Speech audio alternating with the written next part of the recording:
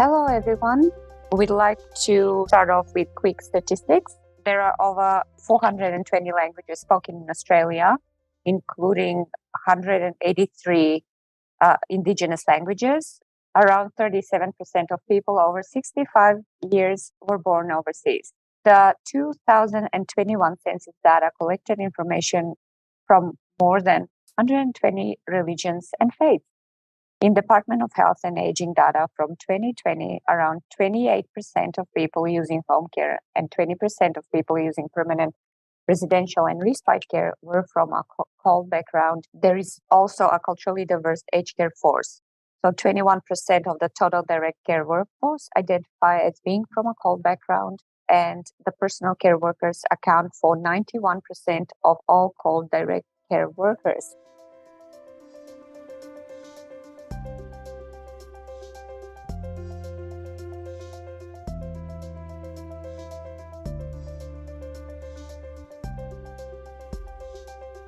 Great to be here, everyone.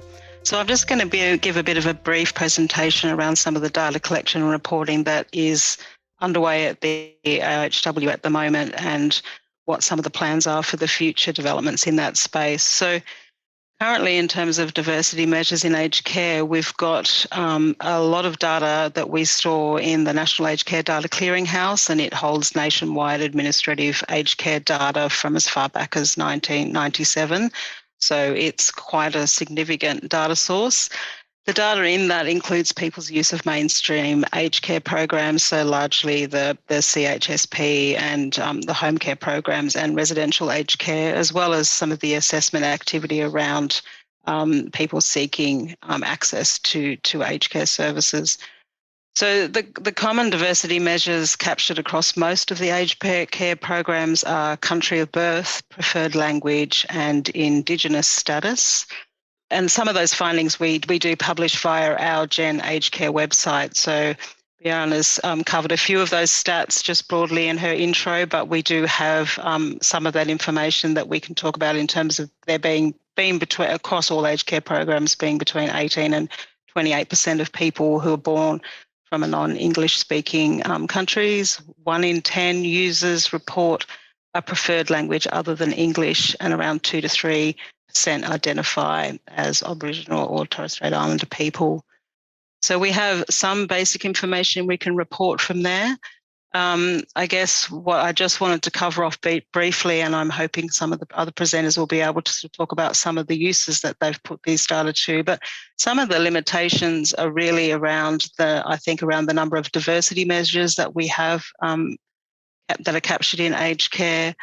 The same measures aren't consistently used across aged care programs and settings. The diversity of the aged care workforce is not captured in a lot of detail and on a regular basis, and presenting aggregated results often can mask some of those differences in diversity that we might want, but that we would be interested in this context. So I think what that gives us is some opportunities at the moment to be able to look at improving the measures used across aged care data, improving the coverage and the consistency across programs and settings within that, looking at improving the routine collections and using ways of linking the data together to able to further enhance the capture of that information. So the burden isn't always on providers trying to capture all this information at the point of care. And also then looking at patterns of aged care service use for particular population groups. In terms of data improvement activities, I just wanted to summarise a few of those that are underway at the moment. So in response to the recommendations from the Royal Commission, the government has committed to developing a national aged care data strategy that will guide the future aged care data system.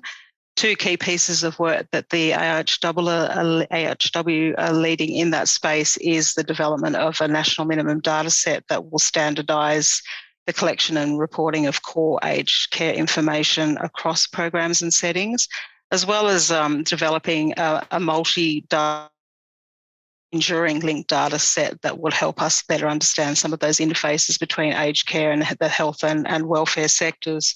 So I think these activities in particular help us to think about mechanisms where we can improve the capture of diversity data. Just in terms of what this might look like in practice for diversity measures, I think over time it'll be able to help us standardise the existing diversity measures, enhance that coverage with new measures, for example, English language proficiency, year of arrival in Australia and visa information and others. There's many of them that we can choose from. And being able to look at diversity more broadly, for example, gender, sexuality and measures for some of the other special needs groups that are captured as part of the Aged Care Act. So at the moment, we're in the process of drafting the first version of this, and with some consultations and refinement, we're looking at that being released in mid-23. I guess just in terms of thinking about questions that we would have of yourselves who are on the line listening to this webinar today, but even more broadly, these are some of the questions that we're looking at engaging with stakeholders on around what some of the priorities would be for capturing data, some of the things that we might not have thought of so far. So if you have questions you can raise today, that's fine, but we're also very keen for people to get in touch with us to engage further on some of these issues. And just in terms of the current resources, there's just a few links on the slide there around some of the information that is available relating specifically to aged care, but also then a recent report there that's come out around looking at reporting on the health of culturally and linguistically diverse populations in Australia. So that's it for me. Thank you for your time. Dr. Meg Polachek is a senior researcher at Benetas, a major aged care provider in Victoria. In this role, she undertakes research in the real-world context of community and residential care and retirement living. The social gerontologist, her research interests tend towards social aspects of aging, life course approaches to well-being, late life transitions, and mental health. Today, I am giving a brief presentation on a work in progress, which is a collaborative project with the Centre on languages spoken in residential aged care. It's a good opportunity following on from Melinda's talk, because we've just been customers of the Australian Institute for Health and Welfare. This is a picture of my Opa and Oma. He was born in Austria and came to Australia after the war with his family, including my father. And she was born in Palestine in a German Templar community considered the enemy during the war and brought to an internment camp in Australia. My grandfather died in a hospital setting many years ago, but my Oma spent many happy years in a German aged care community here in Melbourne before she died. And so I think we're all here today because we know how important it is to support diversity in aged care. Residential aged care in Australia is home to people from over 170 different countries. We know that that number and the diversity within that number is going to grow. Providing person-centred care is difficult, if not impossible, if we can't meet the needs of all residents. The critical need to better understand the cultural diversity of older adults is at the nexus of population ageing, consumer diversity, and person-centred care. It's one of the many recommendations made by the Royal Commission into Aged Care Quality and Safety. The final report of the Commission expressly raised the need for diversity to become core business in aged care. So the aim for our current project, in collaboration with the Centre for Cultural Diversity in Ageing, is to understand the prevalence and utilisation rates of Australian aged care residents who were born in non-English speaking countries and or who prefer to speak a language other than English. To understand these issues, we're doing a secondary analysis of data from the Institute of Health and Welfare and the Australian Bureau of Statistics. When I say we, I must acknowledge that the bulk of the data analysis has been made by my colleague, Benetas' research officer, Tabitha Porter. So if you want to drill down into that, I'm going to point you into her direction. We engaged with data analysts from the Aged Care Data Improvement Unit at the Institute for Health and Welfare, and obtained current data on permanent residents across the 2020-21 financial year. After some toing and froing to understand the sort of data that we could ask for, we obtained data on aged care planning regions, by facility, state and territory, and obviously by resident countries of birth and preferred languages. We've spent months filtering and analysing the data, categorising it by different location, as well as by mainly English-speaking country or non-main English-speaking country of birth. And we're also looking and cross-referencing at ABS 2021 census data. Right now, we're still working through the data and addressing some discrepancies between different sources and formats, particularly around the aged care utilisation. And as we continue to work, the aim with this project is to produce detailed service and policy relevant information that can support inclusive practice across the sector. For today, I'll present a few high-level findings, hoping to pique your interest for the full report once it's done. This is a snapshot of the top 20 languages other than English, as reported by or on behalf of aged care residents in the years 2020 to 2021. There are not many surprises here. Italian, Greek, and Cantonese remain prominent, but we're seeing more Arabic, including Lebanese and Mandarin coming through. New on the list here are Korean and Portuguese. And some languages that are falling off the top 20 list include Ukrainian and Latvian. Now, at such a high level, this information is interesting and colourful, but not really enough to underpin policy and practice in real-world settings. It gives us context for current and future areas of need, but we need more detail to be able to provide culturally appropriate care. You certainly wouldn't want to base any major decisions or investments on such high-level data. So here we're drilling down a little bit more. You can see the top 3 languages of aged care residents in different states and territories.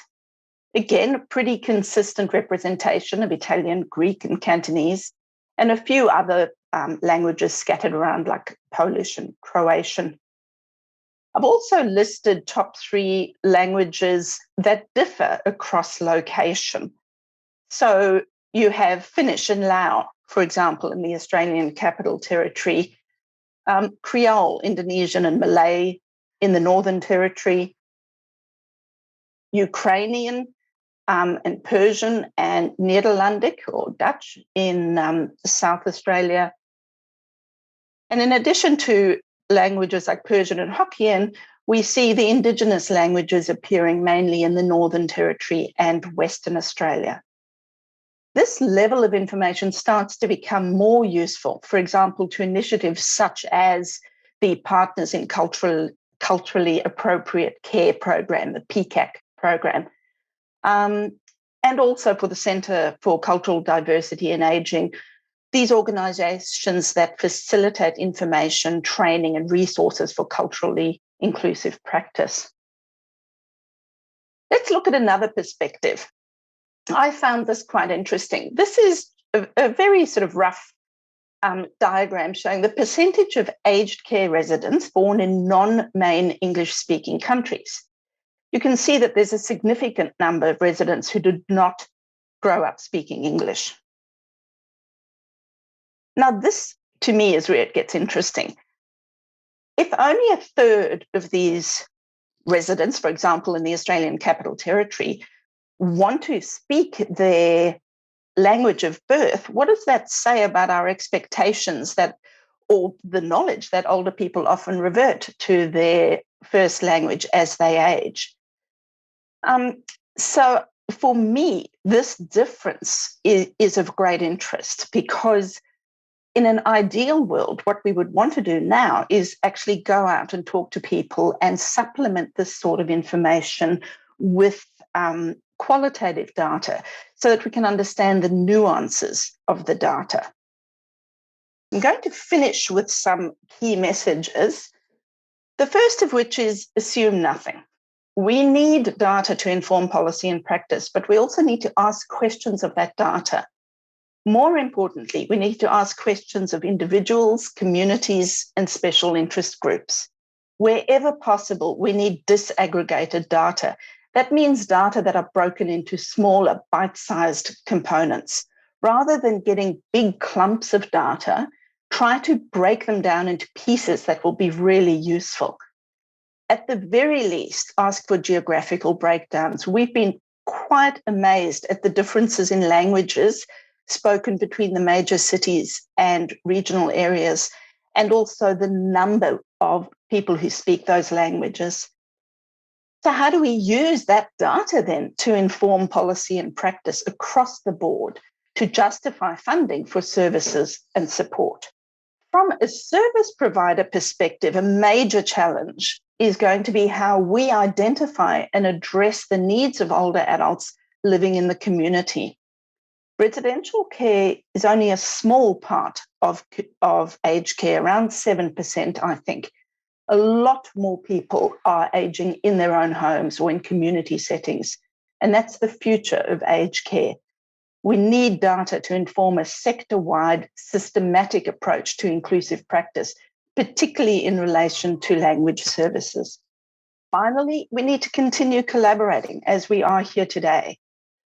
Let's work together to pull together the most valuable data we can and share it as widely as possible. I hope I've whet your appetite for our report that will be coming out in the coming months, and that will be shared by the Centre for Cultural Diversity and Ageing.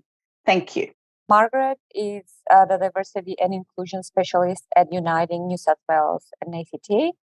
She is responsible for the provision of expertise in embedding of diversity and inclusion principles in Uniting. Her role includes challenging existing structures and supporting progressive change through influencing systems improvements and coordinating special projects that build diversity and inclusion capability. Welcome, Margaret. Good afternoon, everybody. Thank you for the opportunity to the Centre for giving Uniting this chance to share our story on how we're building inclusive services through the collection and reporting and monitoring of diversity and inclusion data. And I'd like to begin by acknowledging the traditional owners of the land that we meet on and pay my respect to elders both past and present. And I'm meeting here on beautiful Gadigal land of the Eora Nation in Sydney. Today, I've been asked to talk about Uniting's approach on how we're transforming data into good culturally responsive practice. And in doing so, I'd like to pose the 3 questions that you see here on this screen. And I ask you to reflect on these questions throughout the presentation. And I'm hoping that what I'll be doing today is also echoing what Melinda and Mel have also presented on. So just a little bit about Uniting for context. At Uniting, we aspire for a place where everyone feels safe and confident to be themselves, where diversity is valued to co-create a better world. In other words, we are always welcoming you exactly as you are. Now, these are fairly powerful words which carry meaning that go beyond tolerance and acceptance and celebration to a mindset of inclusion and belonging.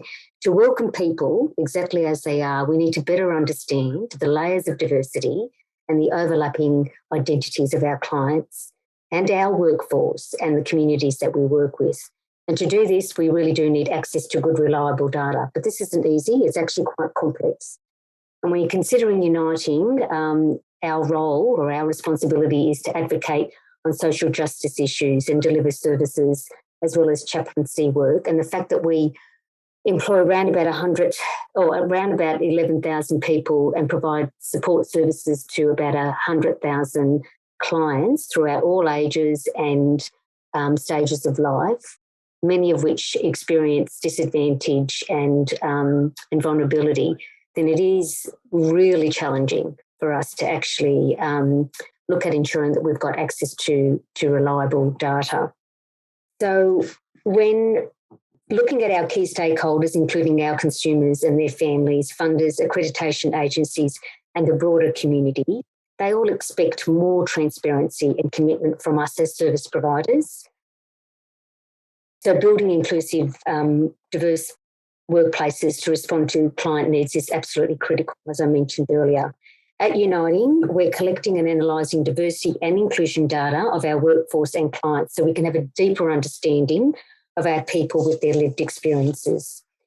And we use this data to identify any existing biases, gaps or issues, which provides the evidence for us towards improving the services that we provide.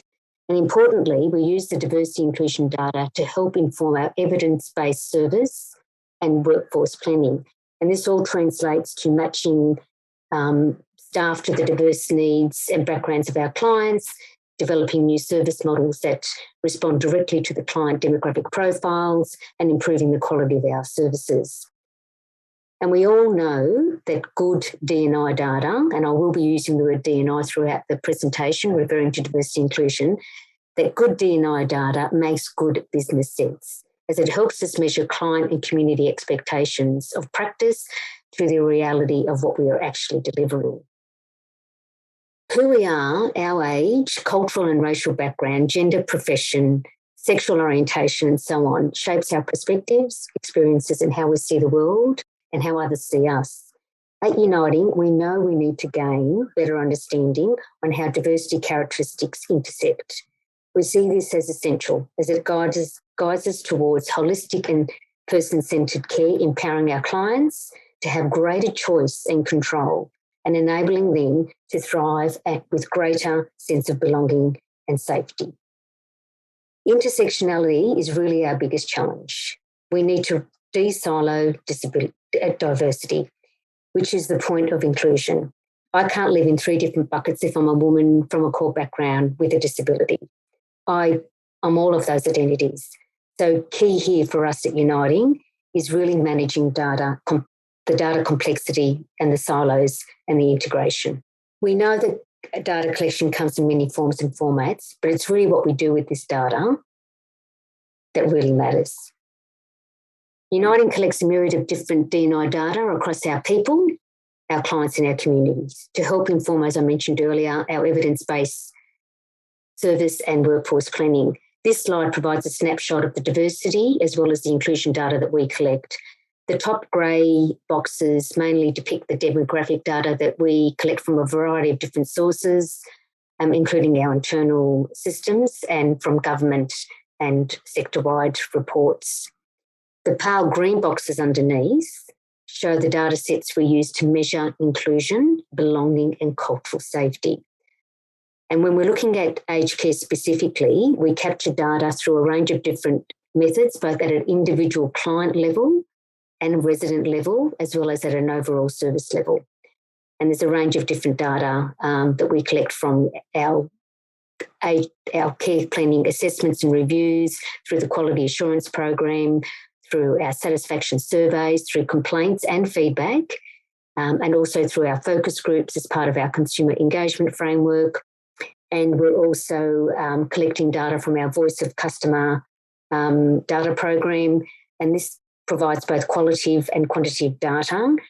But the real challenge here is for us to get visibility over the improvements that we're implementing through our improvement initiatives. And it really is about the storytelling and listening to our clients and our residents that we're able to take action, look at improvements to our services. What I've got here is just some visuals of examples of the data collection that we undertake around mainly inclusion and belonging and choice and control. So you can see here, this is both at our client resident level as well as at our workforce level. The bottom right box is just giving you an example of the briefing that we did to look at standardising our definition of what constitutes a called client. So capturing the data that I mentioned in the earlier slides really won't mean anything unless there's a framework established for good data governance, so you can deliver on good practice. And for Uniting, this really comes from our diversity inclusion strategy and its aspiration and the three overarching goals of the strategy, which is to know and empower our clients, to nurture and value our people, and to transform our communities. And to meet these goals, we need good data governance and a willingness to hold up a mirror to ourselves. And this isn't easy. It can be tough because it's very uncomfortable. We don't really do well with self-examination, but it's only through improvement that we can come to accepting that we need to do better. So this is where the pillars, and Pillar 7 in particular, measurement and accountability of our strategy comes in. This is our business case where we can challenge and provoke the existing systems that we have and the processes to ensure that we do have access to meaningful data. And through the established Diversity Inclusion Council as part of our governance framework, that helps us in terms of our accountability and measurement of our strategic goals. So what I've got here in this slide is just a bit of a snapshot of the journey from the 7-year journey, really, from collecting diversity data to a renewed emphasis and focus on also collecting, measuring and reporting on inclusion data. And I'll only touch on a few key points here relevant to this session. In the early years, we went through the process of analysing the ABS census data and data from AIHW and other key government agency reports, as well as our client and workforce demographic data. And what we did, we were able to analyse this data, develop community profiles and identify 10 priority communities for focus.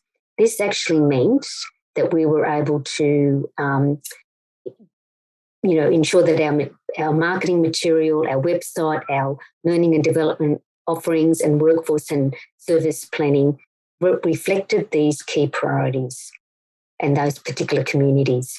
In 2018, we were challenged with, as I mentioned earlier, looking at different definitions of what constitutes a client from a culturally linguistically diverse background. And our systems, which are still iCare and CareLink Plus, really had some limitations around the consistency of that definition.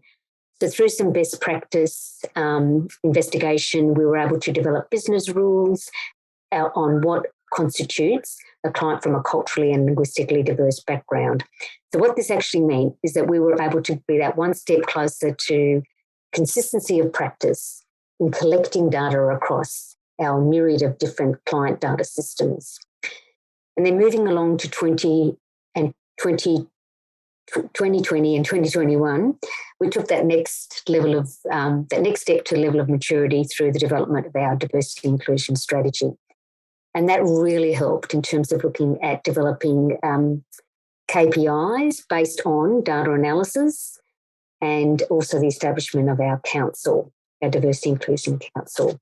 In 2021, we also challenged ourselves further through creating new employee personal identity data fields for our priority groups across Aboriginal, CALD, LGBTI and disability. Our existing HR systems didn't have the capability to capture this particular new data fields. So what we did is develop an offshoot of that HR system so we could have the opportunity to do that. And this was very much about provoking the existing systems and the status quo of our existing HR systems and elevating the voices of our people with lived experience about the importance of capturing this new identity data. And finally, this year in 2022, we were able to introduce 6 new inclusion questions in our Your Voice survey. So we do know that measuring inclusion data is important where the focus needs to be. We're already diverse, we know that, and it's now about developing the mechanisms to capture inclusion data in a safe and respectful way on how our clients feel about themselves and the services they're receiving, about how they feel they belong and that their opinions are valued and heard and put back into practice, and about how they feel about being included and safe to share things about themselves. So in considering the last point here on the last box in this year, in 2022, about matching workforce diversity to client diversity, let me take you to our diversity and inclusion strategy and the key priorities here around ageing. So for ageing, we know that we need to ensure that our teams are confident to deliver respectful and inclusive client experiences, because this is critical to person-centred care where everyone feels a sense of safety and belonging. This needs to be hardwired into our systems and processes To tackle this challenge, we've identified 3 key priorities with KPIs to measure success or otherwise. These priorities were identified through capturing diversity and inclusion data, through surveys and focus groups and community engagement, which is powerful for understanding or better understanding the mix of our clients and employees that will help us make informed decisions about the future practice. So what I'd like to do now to demonstrate that what I've said in the last 13 minutes is not just rhetoric, let's watch this video about that showcases the diversity of our clients as well as what inclusion means to them, and also demonstrates how we've transformed data analysis into practice.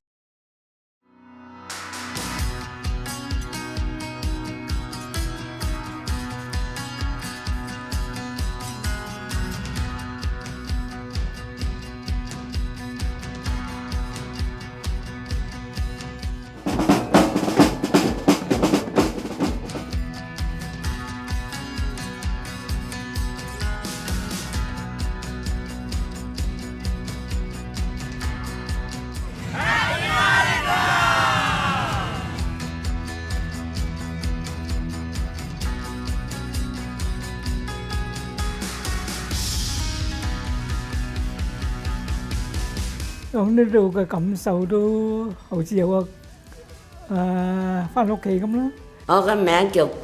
name is Long Wing Kit.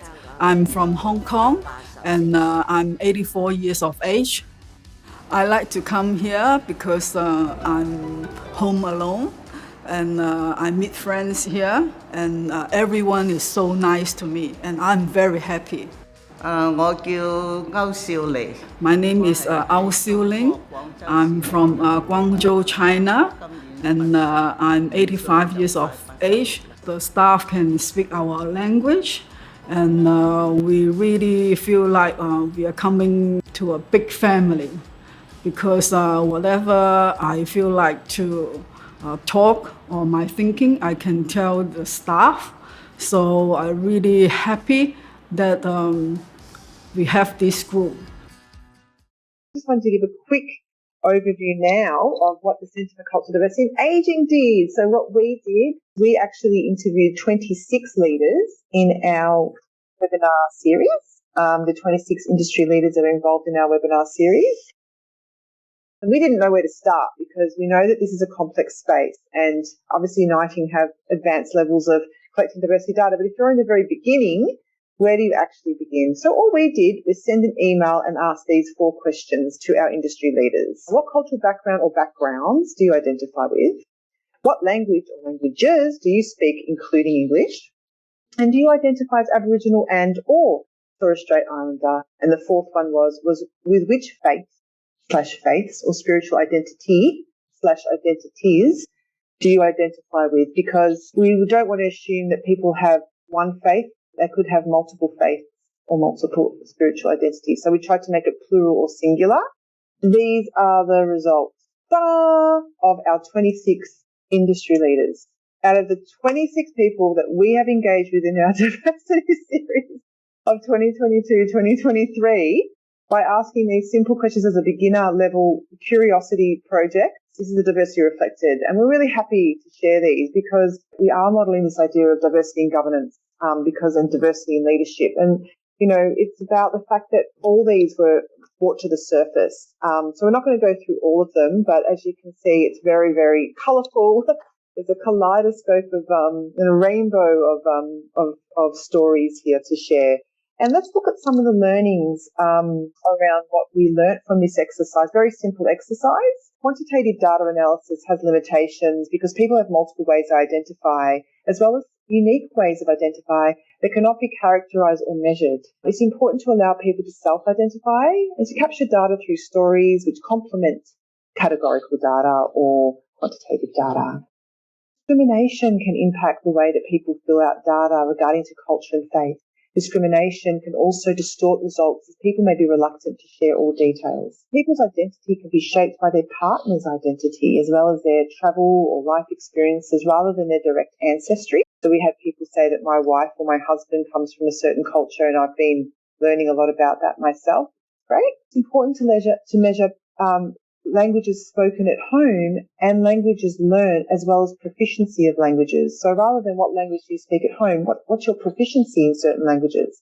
Because people might have learned, so for example, I've tried to learn Arabic for the last 7 years, and I don't know how to speak Arabic, but if I were to fill out a form, I would say that I appreciate Arabic, but I have a beginner's level of Arabic language proficiency, for example.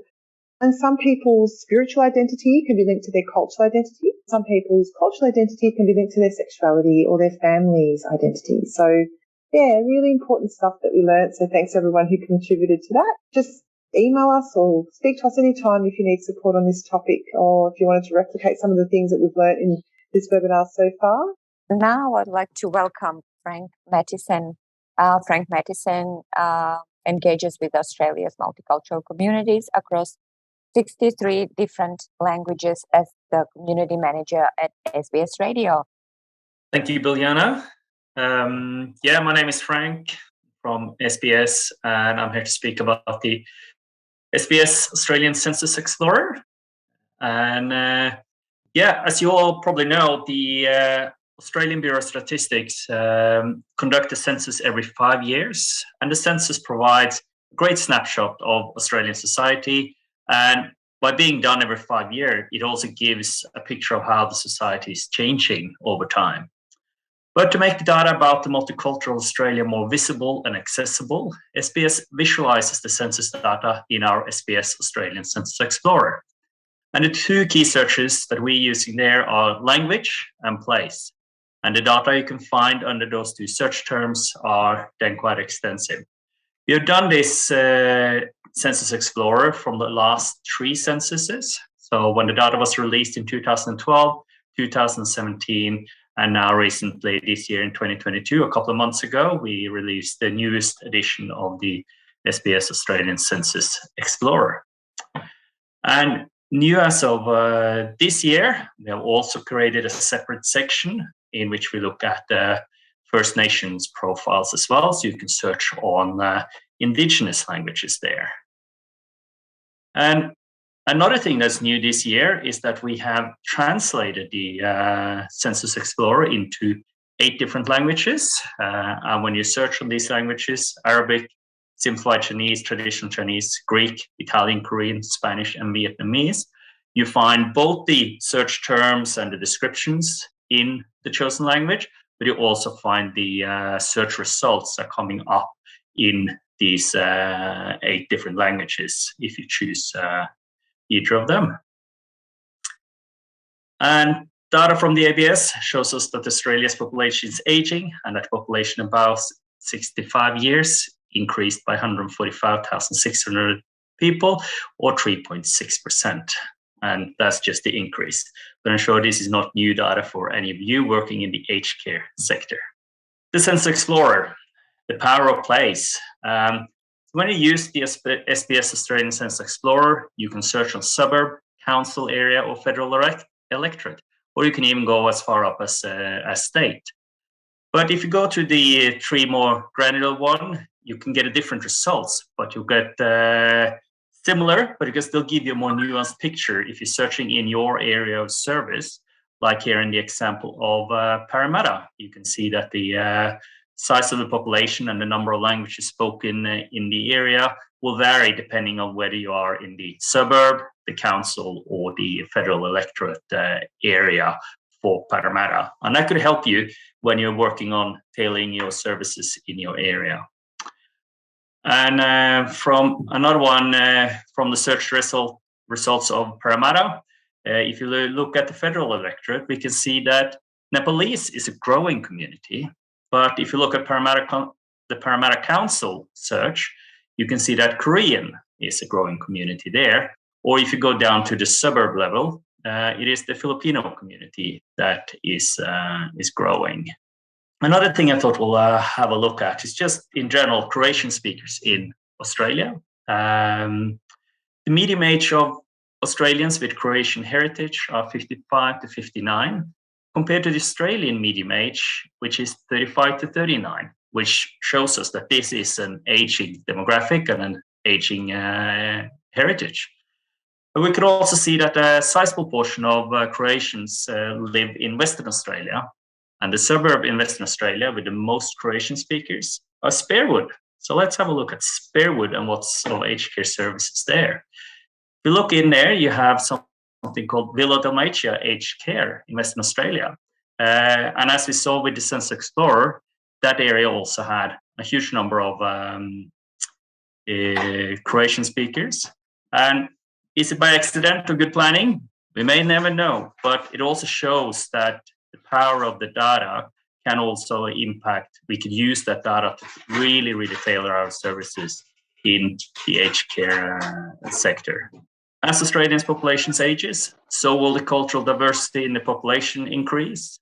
I think using the Census Explorer, you can learn about your local area, which again can help you prepare and plan for the cultural needs and preferences of your residents. As you can see in this example from the suburb of Epping, 23.1% of the population in the suburb speaks Mandarin and 9.3% Korean. And as the population continues to grow, so will, for example, eating preferences change. So, which is good information for catering and food services for the aged care industry. What type of food do you need to provide for? Because people would like to eat their traditional food, the one they have eaten when they were children or young. The previous slides were some of the examples on how you can use the SBS Census Explorer. And we have also visualized the ABS data in many other ways. And with some additional examples seen here, you can look at religious background in based upon language or on place. You can look at unpaid childcare, number of children, rents versus owning, just some of the data that can be found when you are searching on either language or place in the Census Explorer. As I said, there's a lot of things you can use the Census Explorer for and way information you can find if you search up on languages.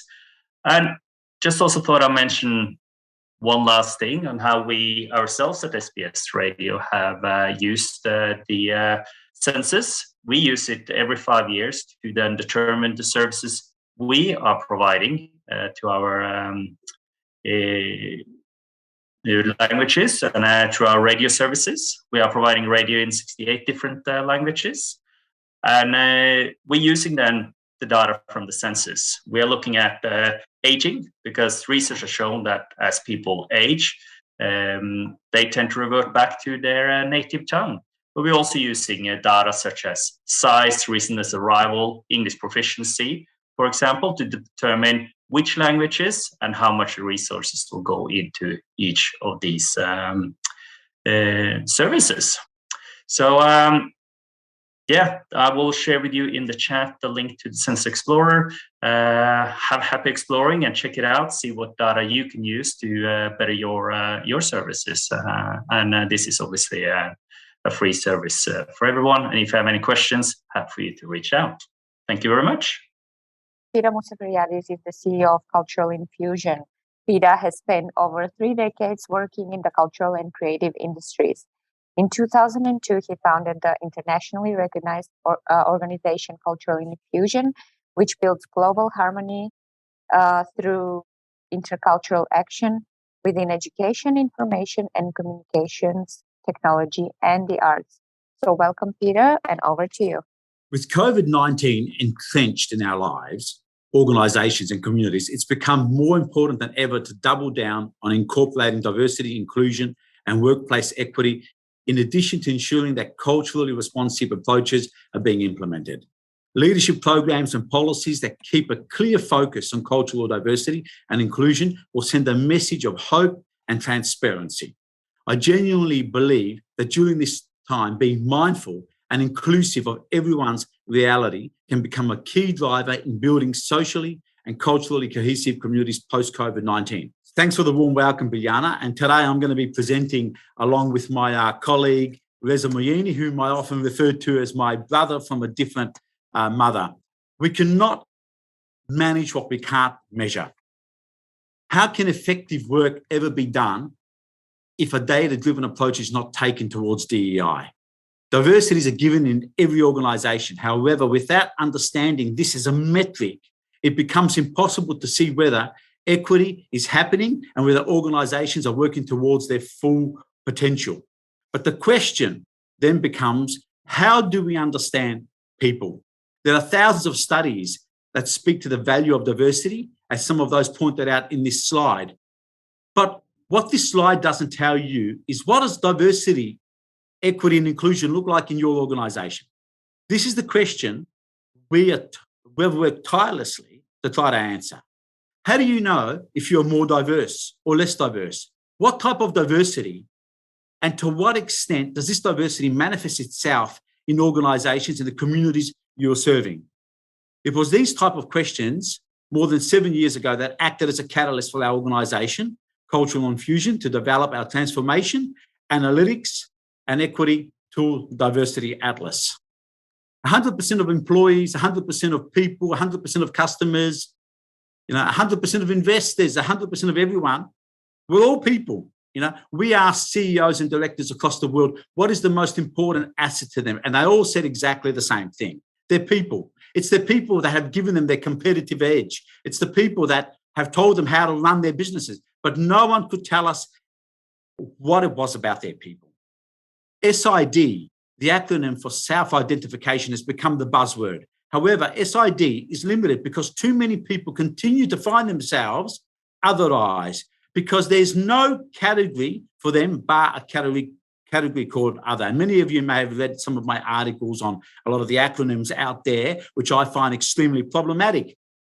People feel like they're not included, invisible, as the Kachin woman who recently pointed this out in the census. There was only one category for her to choose, the Southeast Asian category. Imagine, now, if you come from Myanmar, there's more than 110 languages and 135 ethnic groups just in Myanmar alone. How would you feel if you were this person? Some of the work that we've been doing with various agencies across the world, including the European Commission, they've identified that there is not enough data, and the data doesn't exist because you cannot ask questions around ethnicity or other aspects of identity. And that's created all these unintended consequences. And as you can see there are some testimonials. And this is not a unique problem just to Australia. It's a problem right across the whole world. So one of the things we tried to do was develop a scientific methodology to try to understand cultural diversity. It had been poorly defined and analytically neglected, and it was also in need of robust understanding. So we conducted more than 300 literature reviews, and we've heard the word disaggregated today. We disaggregated cultural diversity into 4 pillars, which I'm going to speak to about in a moment. Then what we did was we developed an inclusive data set, more than 42,000 categories of ethnicities, religions, subgroups, languages, speech communities, and so on.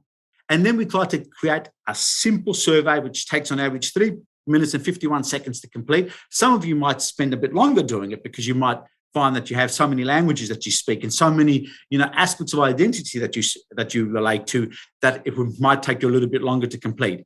And then we created this platform called Diversity Atlas after more than 7 years. But another important aspect of what we tried to do was also understand what were the metrics of diversity. Diversity simply means one thing. It means difference. If it means difference, then we can start to apply algorithms to it.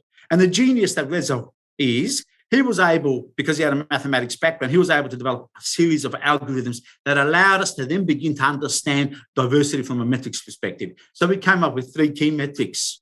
Variety, which basically means the absence of homogeneity. So let's say in one group you have 2 Italian and 2 Portuguese people, and in another group you have an Italian, Portuguese, French, and Spanish. You have greater variety of languages spoken there. So we can create an algorithm. Balance is looking at the distribution of what we're trying to measure across an organisation. How often, the further north you go up into an organisation, the less diversity there appears to be. Maybe less gender diversity, or we're finding that the power might be consolidated to one particular group. That way we can start to see where equity lies within an organisation. And the last metric is this metric of disparity, or the dissimilarity of what we're trying to look at. That second group that I talked about, the Italian, French, Portuguese and Spanish, think of another group which might be Italian, Arabic, Japanese, and someone speaking a First Nations language. There is greater diversity in that. And we know that someone's ethno-linguistic, religious background influences cognitive processes. Now we're looking at the data model that underpins Diversity Atlas. There are 4 major pillars that we disaggregated cultural diversity into, which you can see there. Countries, and we developed our own definition of countries because we understand this is very sensitive. We have languages, speech communities, speech variations, a huge database of ethnicities. We try to ensure that no one is left out, and then we intersect this against a whole range of other demographic dimensions of diversity. Sexual orientation, gender expression, gender identity, biological sex, age, position type, position level, and the list goes on. And then we look at this concept of mutuality, which is to what extent is an organisation reflective of the community it's delivering services to, and then we're able to add additional questions to. This last slide I'm going to speak to before I defer to my colleague, Reza Moyini. This talks to what extent are organisations reflective of the communities they're delivering services to and products as well. So this is a really important aspect. Organisations, the public wants to see themselves in organisations. So this concept of representation was inspired, and the genesis for this idea was one of the laws of requisite variety, which basically states that any system, if it's not as equally as varied as the environment it's operating in, will create tension. So we've done a lot of work so organisations can start to look at the metric of how reflective they are of their communities. And I'm not going to talk to the benefits of this, but just Health West, which no longer exists, conducted a lot of studies, and they found that patients or workforces that had, that they reflected, patients coming in to hospitals, patients had better health outcomes, patients were spending less time in hospital, less money was being spent on interpreters. And just not only that, but there was a bigger study conducted, which was released in The Guardian, which identified that even less people died on the operating table. I'm now going to defer to my colleague, Reza Moyini. Thank you. Hi, everyone from freezing Melbourne. Thanks, Peter. As Peter mentioned, these days, the main challenge is not just collecting the data. The challenge is how accurate, how inclusive is the data that we collect, how we analyze that, and how we share that results with the community. So we come up with a new approach to analyzing and a knowledge-based platform for cultural diversity, which is now being deployed in more than 25 countries all around the world.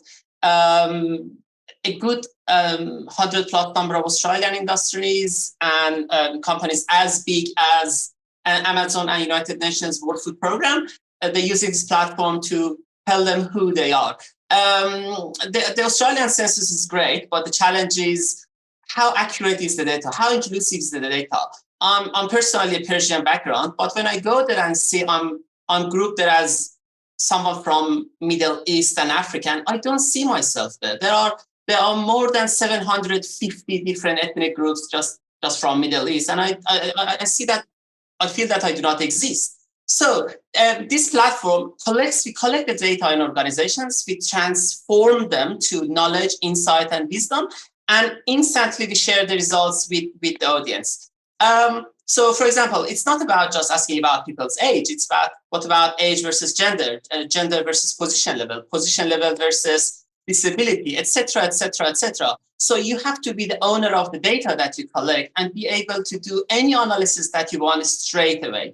So we managed to collect the most inclusive data set of ethno-linguistic and religious data around the world. So we have a data set of 8,500 plus ethnic groups, 11,500 plus language groups, 8,500 plus religion groups. So, I mean, unlike the census, respects the variety between, for example, Christian people, they put the different churches there, but put all Muslims and all Jewish and Buddhists in that group. We go to organizations and, for example, when we ask about people's language, as you can see in my language panel, you can see that, for example, those coming from English-speaking or German-speaking background or British English-speaking background, at the end of the day, all of them are speaking in a Germanic root and Indo-European. But someone is speaking Persian, again, it's coming Iranic and then Indo-European. So it's a matter of how you can show the disparity between your results. I mean, all of us in this virtual room, all of us speak English, but the diversity between English-speaking people is, are you speaking with a British English accent, Australian English accent, or or South African English accent. So this is the level of resolution of the data that I'm trying to refer. So we show all these deep diving insights of who we are in an organization. So when it comes to Catholicism, Orthodox, we show that what's the disparity, what's the distance between diverse elements of an organization. Putting all the Aboriginal people in one cohort is not acknowledging Aboriginal people.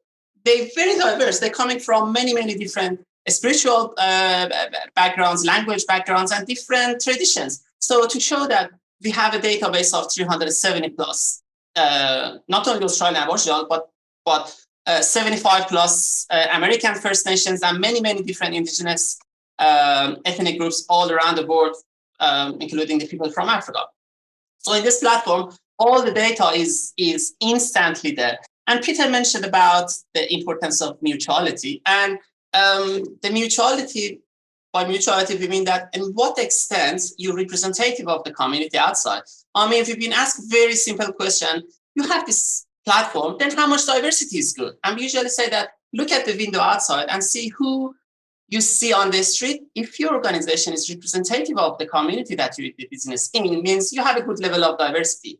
I mean, recently I had the opportunity I usually come by car, but recently I had the opportunity to come to office by train. And I was looking at the people in my train and said that, look at this, how beautiful is that? We see people from all age groups, all ethnic backgrounds, all religious backgrounds, young, old, disability, everything. So we have this beautiful train. We all are together. Companies spend millions and millions to look like that train. And that train is an index, is a metric to be as diverse as the train. So in an organization, it looks like we are in a train together. We are on a journey together for a while. Can we look like a train?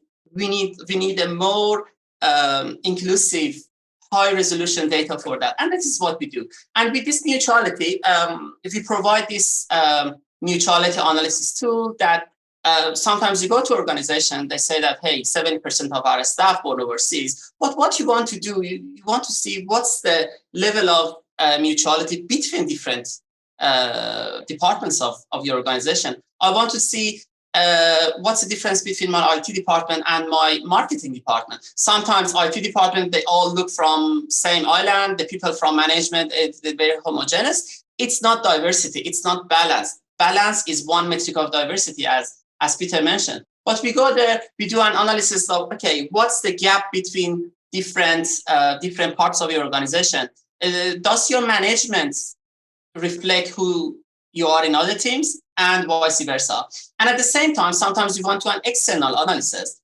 We gathered about 170 different census stats from all around the world, and you can add the stat of, for example, your local council here, and you can see that if my organization or my IT department is representative of the community that I'm doing the business in. So in what level of mutuality you've got with the community outside. And again, you can do this sort of analysis. This is the beauty of data.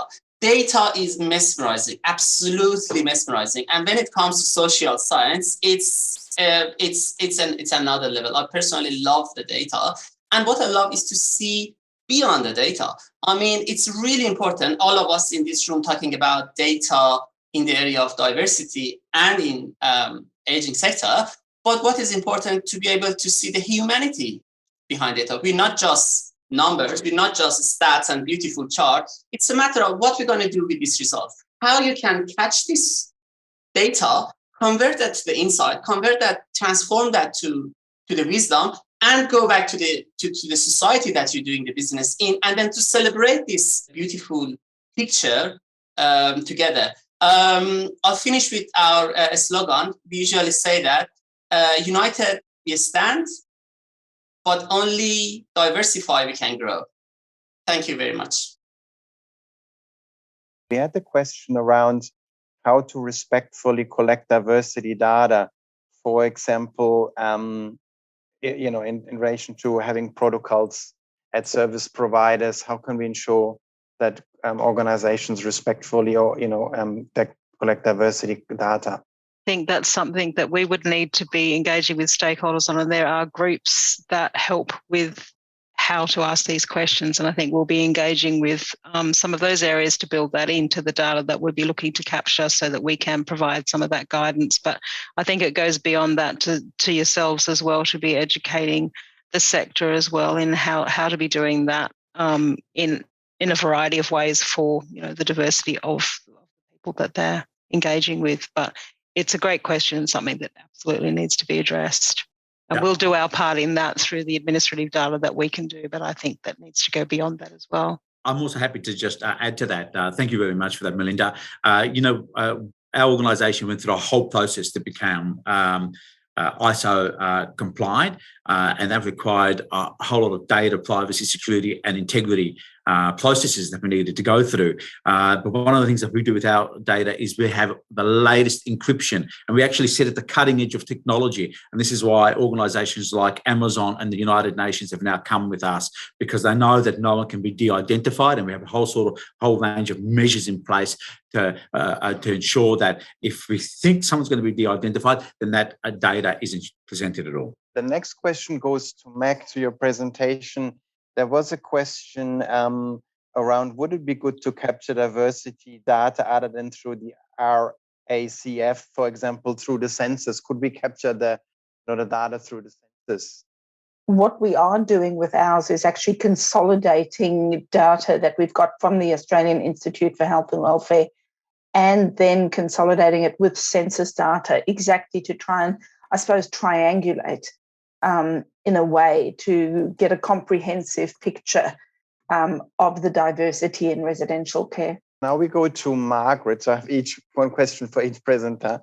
Did you get any kickback from HR regarding personal data and confidentiality? How did you overcome this? Yeah, hi, great question. There wasn't any kickback necessarily. I think the whole point around looking at personal identity data and the confidentiality is to be really clear around the messaging to the people, to our workforce around first of all, why are we collecting the data? What's the data going to be used for? Where is it going to be stored? And that it's actually voluntary. So we actually recognise the cultural safety also of personal identity disclosure. We're actually starting to not use the word disclosure. It's about sharing.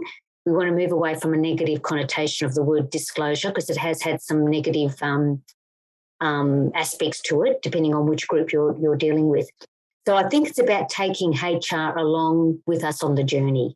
And it's about really looking at, going back to some of the key speakers, Peter and everybody here really talked about the use of the data and how that transforms into good practice for people. So that's really what we focused on.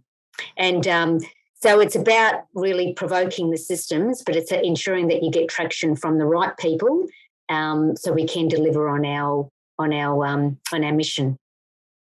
I'm not sure if that answered the question, but very happy with Amelia to have more detailed conversation with Amelia if she wants to. Frank, I wanted to ask you. You mentioned that you always look at the census data and then use it for your own analysis at SBS. I just wondered, after the intelligence you get at from the current SBS, from the current census, did you make any changes to your program? For example, did you include any new language groups into your radio program? Too early to say, because we only received the actual data back in June as they were made available by ABS, and we are in the process now of analyzing all that data for our next language services reviews, which is a process that's been going on over a year now, because we're first then going out and engaging with our communities, asking what we should take into consideration of the data before the data is released, and then we put out the number of selection criteria, which is then I mentioned the size, the aging, the recentness of arrivals, the proficiency in English, and awaited those, and then we churned all the numbers through that, and we will then end up with a result that will be then proposed to the board. I will probably give them a couple of options of how to do it. Most likely, this is just my guess, we might add some new languages, but again, I don't know, because I'm not the one doing the job and the board has not made a decision yet. But that will come later in the year. And all the information will then be publicly announced and presented. I think the aim at doing it in November, end of November. The last question goes to Reza. Who do you think, within an organization should, look at using, for example, Diversity Atlas, who it's most appropriate for?